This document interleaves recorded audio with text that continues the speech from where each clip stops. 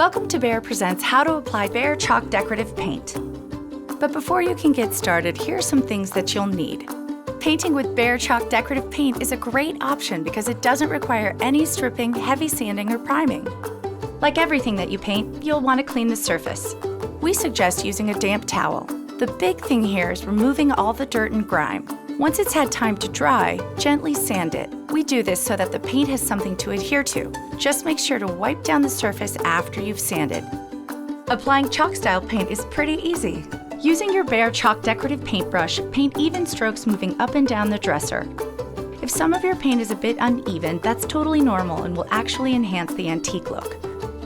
Take your time in the smaller, more detailed areas and make sure you get into the nooks and crannies. Chalk style paint is a quick and simple way to give your furniture a fresh new look. Have another project waiting in the wings? Check out our other how-to videos.